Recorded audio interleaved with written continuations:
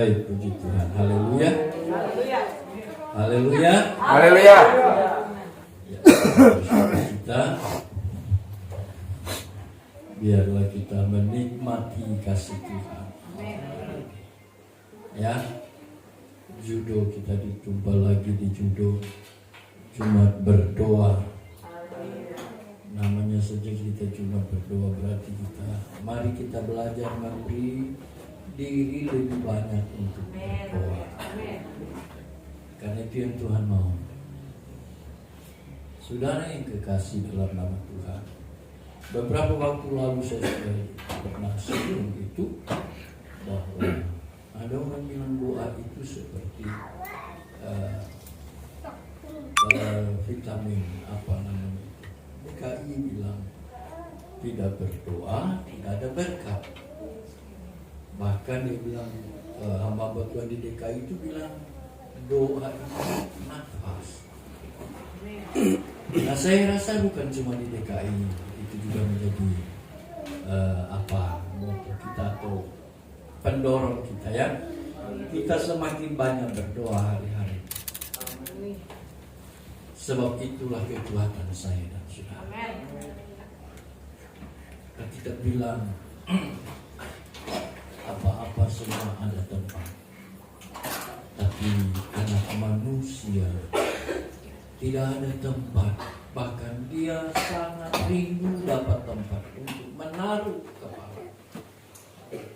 Itu bicara tentang doa.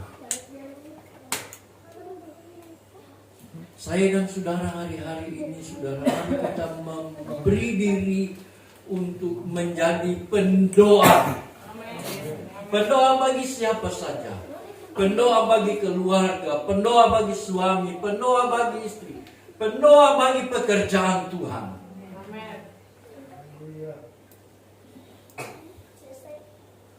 Berapa waktu yang lalu, saudaraku yang kekasih, saya tahu itu karya Tuhan.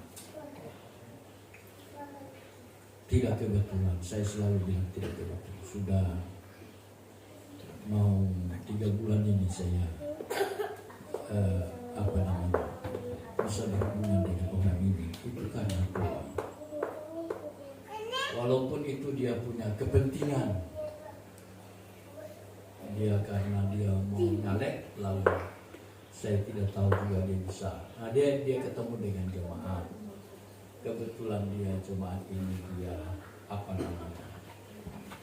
lalu oleh dia. Saya tidak punya hubungan, saya bukan di dapurnya dan seterusnya. Tapi dia mau jumpa dengan saya. Nah orang ini bercerita, saudara komunikasi. Bapak ini bercerita bahwa dia itu adalah anak Tuhan. Dia itu adalah hasil dari doa ibunya. Nah, keluarga ini dari Lahat. Dia keluarga di Lahat, di Lahat di Sumatera apa di mana. Saya juga belum pernah ke sana. Nah, ibunya saudara itu pendoa.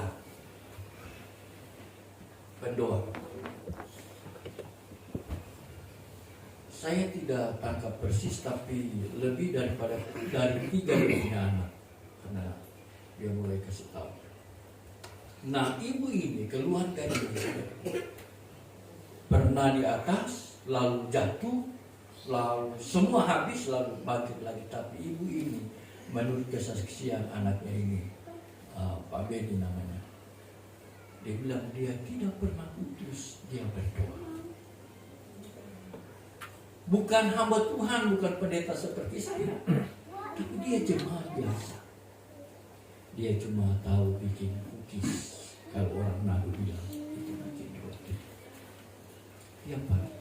Tapi sebelum dia bikin cookies jam 4 lebih begitu, dia sudah duduk di kaki Tuhan berdoa. Kala-kala pendeta sudah. Pendeta jam 5 saja kadang-kadang ngomong. Itu saya atau yang lain. Itu saya sudah taruh alarm di handphone saudara, jam 5 bunyi lagi ya. Tapi kadang-kadang memang ada kemauan, tapi tubuh ini lemah. Kasih dia dulu, nanti setengah jam lagi minta itu, baru dulu. Kadang-kadang minta setengah jam, 1 jam. Tapi saya tetap ambil waktu berdoa. Nah ini sudah dia berdoa.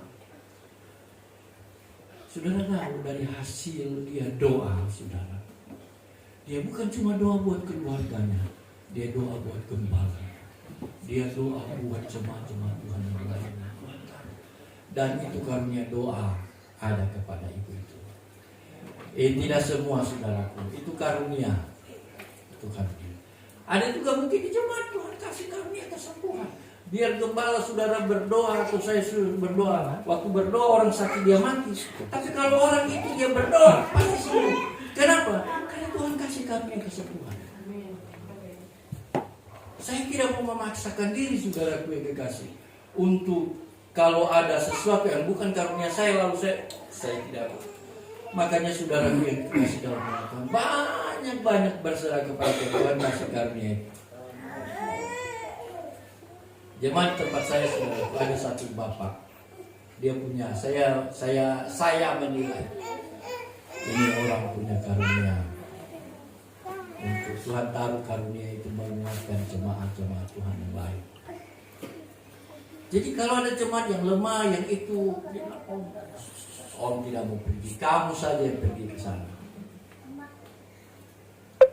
Ada jemaat yang Tuhan taruh untuk karunia untuk dia tidak tahu berdoa, dia tidak tahu bersaksi, tapi dia tahu perhatikan pekerjaan Tuhan. Itu situ dia.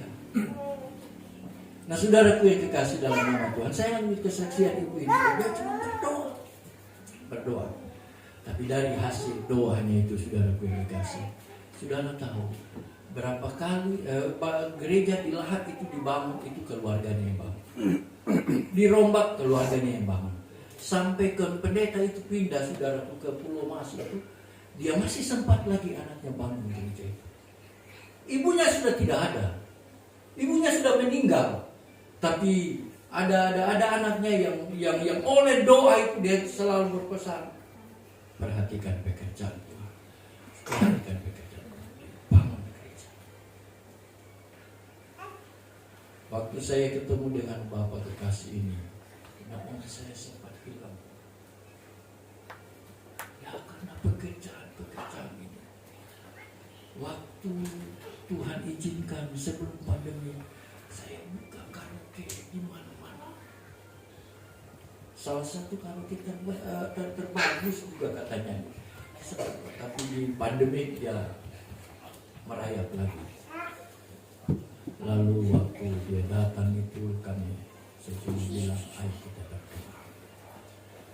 Waktu kami berdoa, dia datang dengan istrinya, didampingi jemaat itu berdoa. Saya bawa dia dalam penyembahan. Lalu saya suruh ibu gembala berdoa. Saya tidak pandai berdoa. Dan Tuhan taruh itu kepada ibu gembala berdoa. Dia berdoa, lalu saya bilang, saudara, Bapak kekasih ini pulang. Dia bilang begini. Dia tidak bilang sama saya, tapi dia bilang sama itu jemaat, Pak Purban. Dia bilang, Pak Purban, ibu gembala itu berdoa sama dengan saya ingat mama saya sama dengan berdoa. Suaranya dia punya itu saya ingat. Memang saya waktu saya dikasih tahu, pantas saya waktu saya mau akhiri berdoa, dia bapak ini menangis. Jadi saya tanya, menangis karena kita berdoa atau menangis dia ingat dari mama? Tapi saudara yang kekasih, saya mau kasih tahu, doa itu saudaraku yang kekasih dalam nama Tuhan dahsyat. Itu sebabnya ini bagus saudaraku, judo ini bagus. Bukan berarti baku banting orang baku judo di sini tidak. Tapi mari kita baku banting dengan Tuhan. Amen. Ya aku pernah bilang Tuhan, kalau Tuhan tidak memberkati saya tidak mau amin. Nah mari jemaat Tuhan kita mau berdoa Kita berkata kepada Tuhan, Tuhan, kalau Tuhan tidak buat sesuatu dalam hidupku, saya tidak akan berhenti berdoa. Amin. Maukah kita berkata, Tuhan, kalau Tuhan tidak jawab doa saya malam hari ini, saya tidak mau amin. Sampai pagi dia tuh, sampai pagi. Nanti Bapak Gembala juga disiksa. Ya. Nah, saya mau baca satu ayat, saudaraku yang kekasih, satu pasal maksud saya. Untuk membawa kita dalam penyembahan kita kepada Tuhan. Mari lihat, ada dua pribadi yang datang kepada Tuhan dalam Lukas pasal 18, saudaraku. Ada yang menarik di sana, saudaraku. Ada dua pribadi yang datang kepada Yesus ketika Yesus melihat ini harus diselesaikan persoalan mereka. Lalu Yesus adakan perumpamaan ini, saudara. Lukas pasal 18 ayat yang ke-9. Perumpamaan tentang orang Farisi dan pemungut cukai. Dan kepada beberapa orang yang menganggap dirinya benar dan memandang rendah semua orang lain, Yesus mengatakan perumpamaan ini. Yesus mengatakan perumpamaan ini. Tujuannya supaya yang tadi itu kita baca, mereka mengerti apa yang Tuhan mau. 10 ayat 10. Ada dua orang pergi ke bait Allah untuk berdoa, yang seorang adalah Farisi dan yang lain pemungut cukai. Orang Farisi itu berdiri dan berdoa dalam hatinya begini, Ya Allah, aku mengucap syukur kepadamu karena aku tidak sama seperti semua orang lain.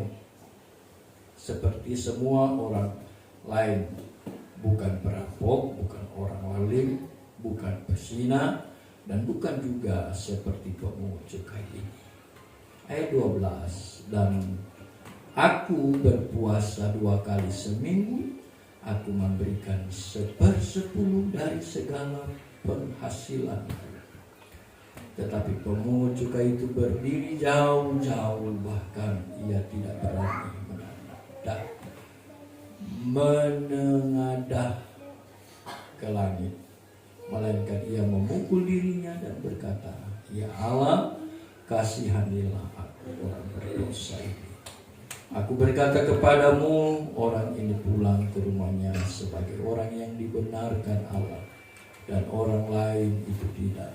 Sebab barang siapa meninggikan diri, ia akan direndahkan, dan barang siapa merendahkan diri, ia akan ditinggikan.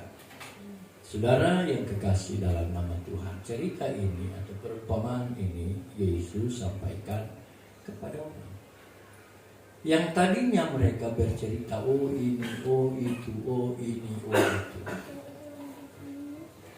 Dan ini banyak kali kita jumpai dalam gereja Tuhan, jemaat Tuhan. Satu waktu, saudaraku yang kekasih dalam nama Tuhan, saya mempercayakan pelayanan itu kepada jemaat. Tapi saya selalu pegang tongkat. Seperti lagu sekarang anak muda. Pegang itu boleh, pegang ini boleh, pegang itu, tapi pegang yang satu itu tidak boleh. Nah, saya mulai belajar itu. Saya kasih. Tapi ini tidak boleh. Ini tidak boleh. Saya mulai kasih ke jemaat. Atur ini, atur pemimpin pujian silakan kamu atur. Tapi pemohon bahkan siapa yang mohon tidak usah kamu atur itu gembala bagian.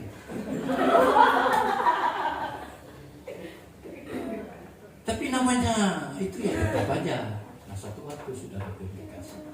Tiba-tiba yang saya percayakan ini, Pak Gembala, bolehlah minggu kedua nanti ini ada itu saya punya mantan dulu kan ini. Wow, ayo Gembala semua itu. Rasa ngana.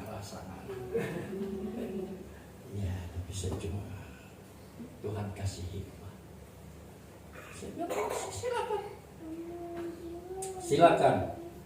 Minggu keberapa mau tanggal begini? Oh silakan. Silakan. Tapi dengan catatan. DPPK kan datang. Oh siap Pak Gem. Tenang Pak Gem. Nanti saya. Oh silakan. Saudara yang kekasih dalam nama Tuhan Yesus. Lalu datang. Saya tidak mengundang. Karena dia sudah begging. Begging silakan saja. Saudara yang dikasih dalam nama Tuhan, kemudian singkat cerita datang mantan gembala, lalu dengan necis, saya gembala ini, saya cuma pakai nasi, dia kata pakai nasi, necis sekali. Tapi bukan di situ persoalannya, saya terserah, dia mau melayani saya, silakan melayani, dia mulai firman. Dia mulai kasih tujuh DP jurus dia terserah kayak gimana pun. Saudaraku yang kekasih dalam nama Tuhan, singkat cerita setelah itu selesai semua, saya salaman, saya antar, saya bilang saja Pak, terima kasih Pak. Waktu dia pergi, saudaraku yang kekasih, pas hari Kamisnya itu saudaraku, kami setiap 2 minggu sekali kami ada komsel saya. Lalu pas di rumahnya dia, saya bilang ya pas. Kalau di komsel itu selalu kami kalau kecuali ada tamu saya undang tamu ya firman Tuhan seperti kalau tidak saya buka untuk kita sharing kesaksian dan berbagi firman dulu saya bentar, lalu kami berbagi apa yang dia pergumulan. Nah, saudara keluar firman disampaikan, lalu mulai saya bisa cuma bilang, ayo saya bertanya, jemaat Tuhan, kemarin minggu kita bahas firman yang kemarin ini. Sudah, oh iya ya Pak Gem. Saya tanya, mulai dari sebelah kanan, lewat. Coba ini lewat. Semua kenapa lewat? Tidak mengerti Pak Gem.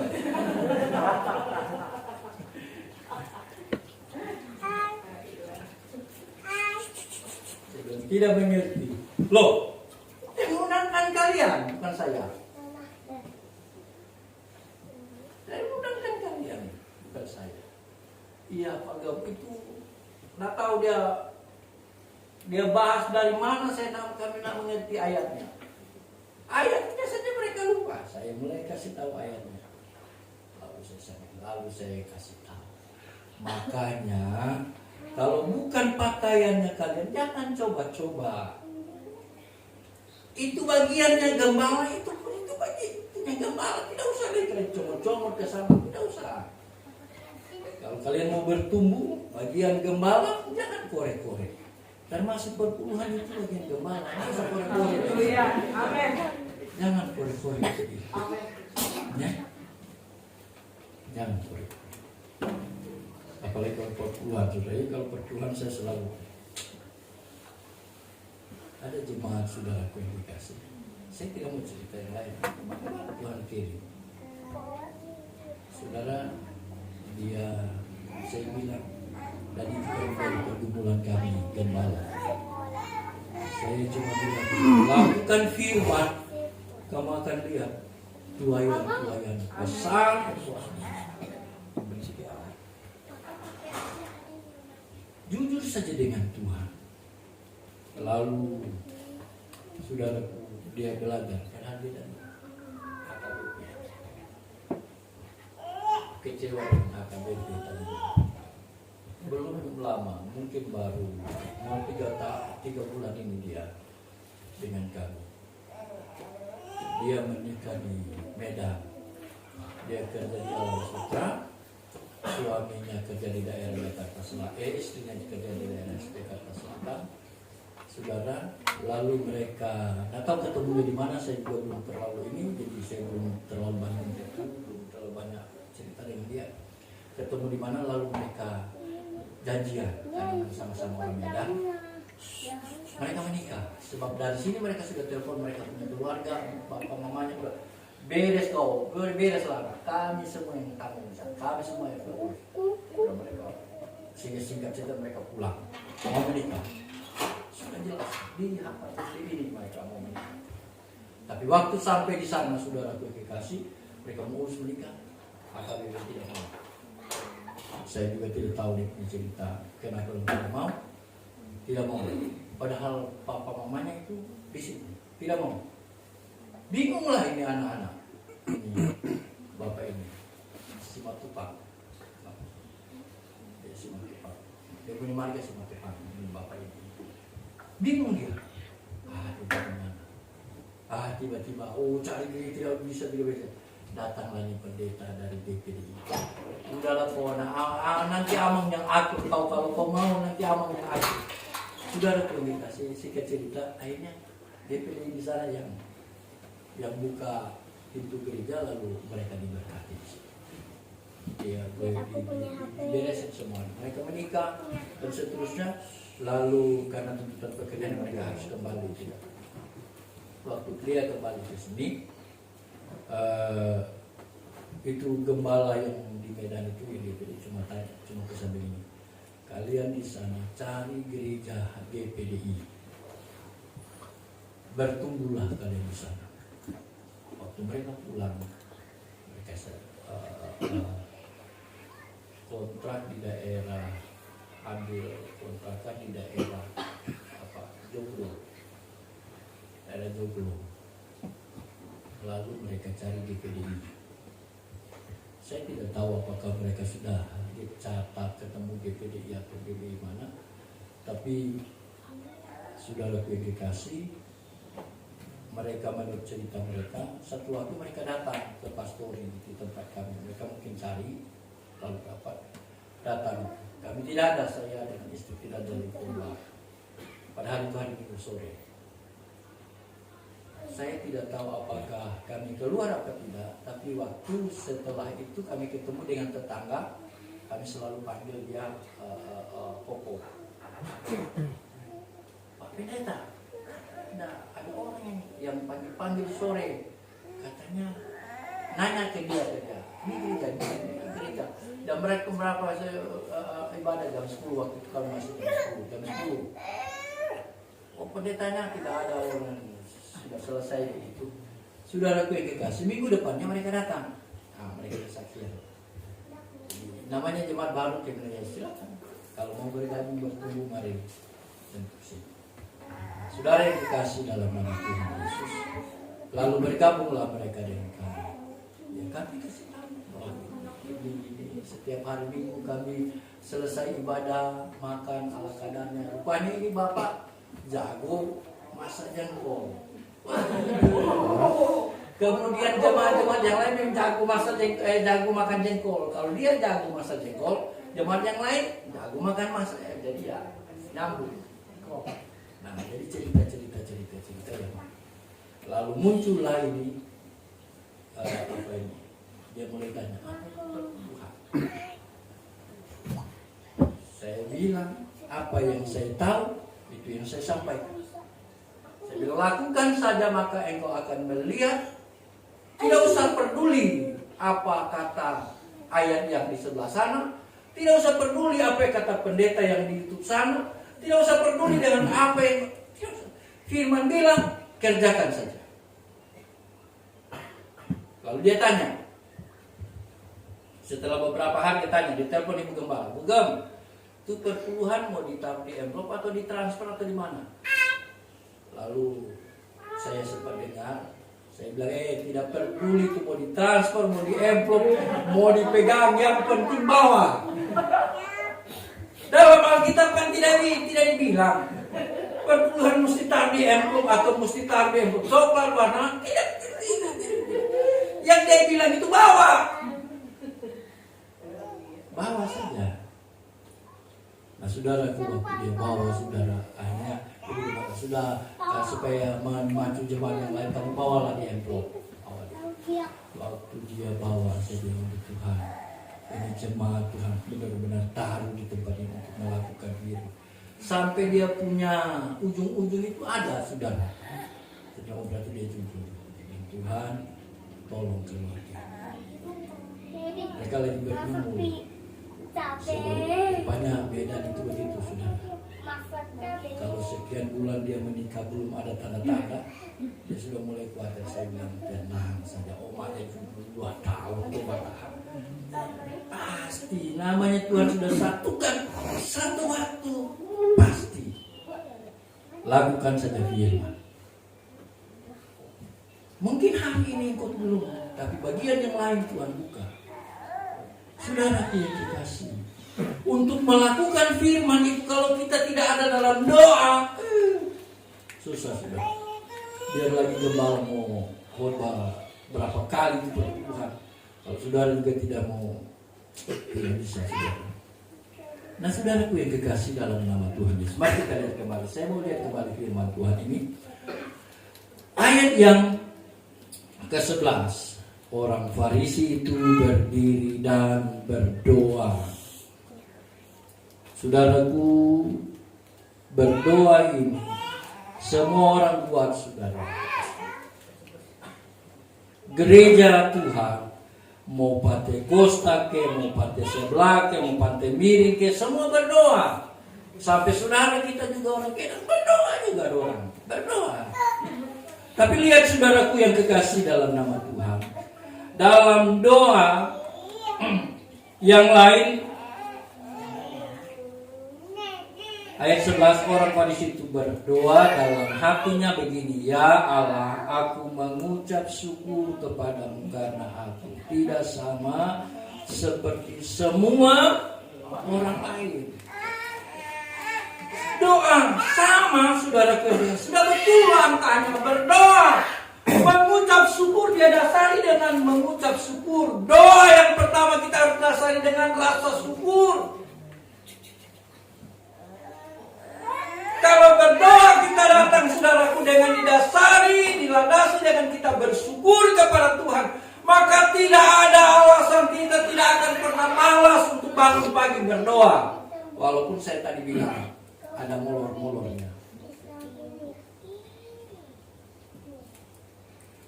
Waktu saya ada baby, waktu saya anak saya yang kelima masih kecil, saya bukan cuma molor saudara dengan istri, enggak. Karena kita kadang-kadang bangun tengah malam, saya ulur berdoanya.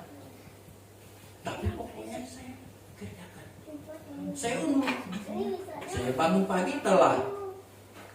Anak-anak saya urusin lagi pergi sekolah, saya mandiin, lalu saya antar dulu ke sekolah, saya pulang dari sekolah baru kami bikin mesbah. Kami bakar dupa dengan istri. Tapi pokoknya berdoa. Dasari dengan bersyukur. Nah, persoalannya di situ, saudaraku yang kekasih, orang Farisi ini, Yesus kasih perumpamaan, dia berdoa. Dalam hal ini, ya Allahku tidak sama seperti semua orang lain. Yang membuat kadangkala saya dan saudara doa kita itu sepertinya tidak ada sesuatu yang terjadi. Karena waktu kita berdoa, kita mulai melihat orang lain. Nah, persoalan gereja sekarang, saudaraku yang kekasih dalam nama Tuhan, khususnya saya bicara tentang GPDI, saudaraku yang kekasih. Persoalan GPDI sekarang, kenapa waktu dulu GPDI luar biasa, Roh Kudus bekerja? Karena waktu mereka dulu berdoa, mereka menyembah, mereka memuliakan Tuhan, bodo amat dengan tetangga yang lain. Mereka tidak peduli dengan jemaat yang lain. Dia mau berbahasa roke, dia mau bagaimana kayak bodoh. Tapi bagian saya mau berdoa, mau membangun hubungan dengan Bapa di sorga. Sekarang tidak, saudaraku. Kebanyakan gereja kita GPDI sekarang, saudaraku, waktu kita datang beribadah, waktu kita berdoa, kita menaikkan penyembahan kita kepada Tuhan. Waktu kita dengar tetangga kita mulai bergolosolali, mulai berbahasa lidah, mulai merasakan manifestasi roh, kita yang mulai terganggu. Kita mulai, jangan Jangan sudah sesat lagi. Jangan-jangan ini pengajaran lain lagi. Jangan-jangan ini. Saudara, kita mulai melihat yang lain. Kita mulai mengarahkan pandangan kita yang lain. Padahal Tuhan ajar saya dan saudara, menyembah saja, berdoa saja, bangun hubungan kita dengan Tuhan. Jangan peduli dengan yang lain. Makanya waktu kita berdoa, mari kita berdoa fokus kepada Bapa di sorga. Kita menyembah Dia. Terserah, kita beri waktu, kita beri semuanya bagi Tuhan. Tuhan mau buat apa silakan. Tuhan mau jamah saya silakan. Sampai kita menikmati sesuatu dalam hadirat Tuhan. Persoalan kita sekarang, kita lebih banyak melihat tetangga. Kita lebih banyak melihat di samping. Dia menyembah apa tidak. Dia lagi main handphone apa tidak. Dia lagi baca bodoh amat. Tidak peduli, saudara. Mari waktu kita berdoa, waktu kita ada di judul, saudara, kita mau fokus, kita mau menikmati Tuhan.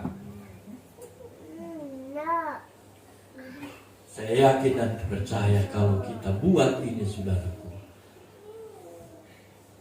jemaat eklesia akan melihat karya Tuhan yang luar biasa. Sama dengan itu kitab Markus pasal 2 kalau saya tidak salah itu. Ayat itu begini dia bilang, yang begini belum pernah saya lihat. Waktu kita datang di hadirat Tuhan, waktu kita datang di GPI Eklesia, orang akan berkata, suasana yang begini saya tidak bisa, saya belum rasa di tempat ini. Kenapa? Karena Roh Kudus turun dan bekerja. Nah, mari kita selesaikan ayat ini, saudaraku yang kekasih dalam Tuhan.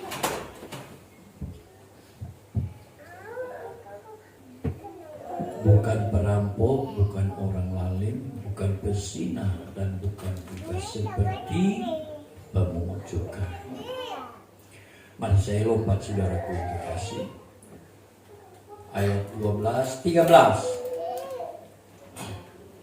Mari saya lompat saja ke ayat 13, supaya kita bisa mengambil beberapa menit ada dalam hadirat Tuhan. Tetapi pemungut cukai itu berdiri jauh-jauh, bahkan ia tidak berani menengadah ke langit, melainkan ia memukul diri dan berkata, ya Allah, kasihanilah aku orang berdosa. Mari waktu saya dan saudara berdoa, kita datang di hadirat Tuhan, kita menyerahkan semuanya kepada Tuhan. Kita berkata, Tuhan, saya orang berdosa, layakkan saya malam hari ini. Biarlah kuasa Tuhan menjamah saya malam hari ini. Sehingga ayat ini berkata, saudaraku yang kekasih, aku berkata kepadamu, ayat 14, orang ini pulang ke rumahnya sebagai orang yang dibenarkan Allah. Bukan dia yang cari-cari pembenaran, bukan dia yang berkata, Tuhan saya sudah duduk berapa jam, Tuhan saya sudah dengar firman Tuhan, saya sudah ini. Tidak, saudara, tapi dia bilang begini, saudaraku, dia biarkan Allah yang bekerja. Sehingga ayat itu berkata, dia pulang dibenarkan oleh Allah. Saudara yang kekasih dalam nama Tuhan, kata dibenarkan ini saya buka ayat terakhir bagi kita semua. Kata dibenarkan dalam Roma pasal 5 ayat 1 itu, dia bilang begini, saudaraku yang kekasih, hasil pembenaran. Sebab itu ayat pertama Roma pasal 5. Kita yang dibenarkan karena iman, kita hidup dalam damai sejahtera dengan Allah oleh karena Tuhan kita Yesus Kristus. Perhatikan baik, dia bilang, sebab itu kita yang dibenarkan.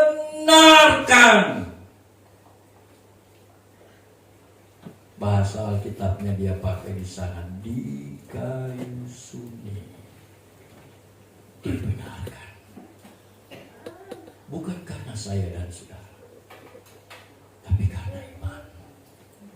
bukankah saya dan saudara datang di tempat ini? Karena kita taruh iman kita kepada Yesus Kristus yang akan menolong saya dan saudara. Dan ayat ini kita dibenarkan di kayu suni. Di kayu suni itu, saudaraku yang kekasih, waktu saya lihat saudara, itu pengertiannya diperhitungkan karena iman. Waktu kita datang doa sungguh-sungguh dengan Tuhan, waktu kita datang berserah kepada Tuhan, rupanya itu diperhitungkan oleh Tuhan. Jadi saudara tinggalkan apa yang ada di rumah saudaraku, tidak sia-sia. Tuhan perhitungkan itu. Mungkin saudara datang di tempat ini, saudara belum sempat siapkan makan malam bagi suami. Mungkin saudara belum sempat bikin kopi bagi. Saudaraku yang kekasih, ayat ini dia bilang kita diperhitungkan oleh Bapa di sorga. Waktu kita datang sungguh dengan Tuhan, Tuhan perhitungkan itu. Karena iman kita kepada Tuhan. Amin. Haleluya. Tundukkan kepala, kita mau berdoa.